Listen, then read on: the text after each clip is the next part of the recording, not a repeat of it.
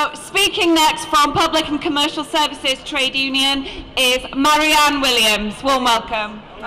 Owens, I'm sorry. That's okay.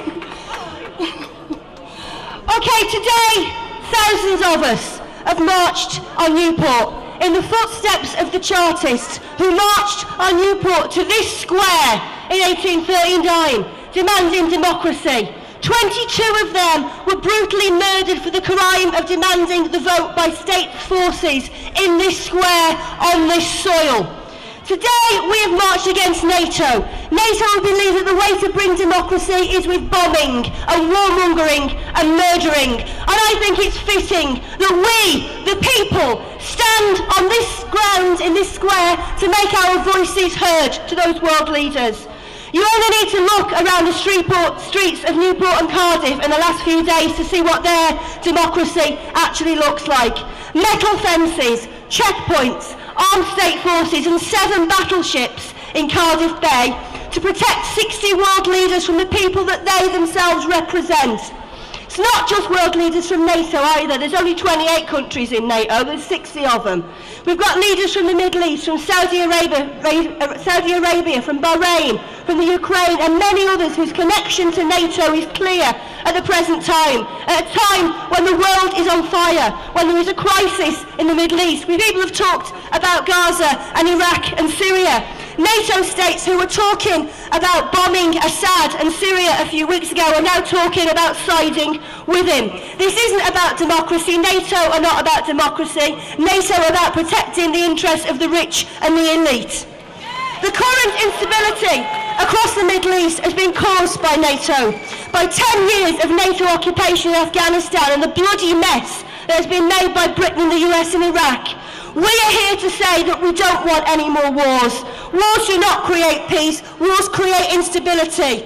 As abhorrent as the rise of the Islamic State is, it has been created by the West's years of wars, of occupation and oppression in the Middle East.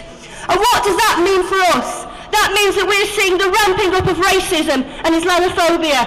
We have seen in the press and politicians labelling all Arab and Muslim people as potential terrorists. In Britain, we are here to say that we stand against racism and against Islamophobia, and we will not have that on our land. I was very proud over the last few weeks to march side by side with Arab people, with Muslim people, with black, white and Asian people in support of Palestine and Gaza. And I think that's the kind of thing we need to do. You know, we see as well, don't we, that NATO, what they're doing in the Ukraine, you know, the North Atlantic Treaty. Well, what's Ukraine got to do with the North Atlantic exactly? We're starting to see them further expanding. As socialists, we say neither Washington nor Moscow, but international socialism. Our job is to build unity across our movement, across our class. The leaders that are gathering over the next week are here, the same ones that are forcing austerity across many. £120 billion is lost in tax evasion each year, while benefits are cut, while hospitals and schools are closed, while people are evicted from their homes with the bedroom tax and millions are relying on food banks. At the same time, £60 million has been found for this summit. And there are millions and millions more for the bombs. If there's money for bombs, there's money for welfare. I'm going to end on this, because I am going to end. We started with a Chartist. I'm going to read something very, very short, a quote from one of those brave Chartists that stood here that I think is as relevant here today as it was 150 years ago.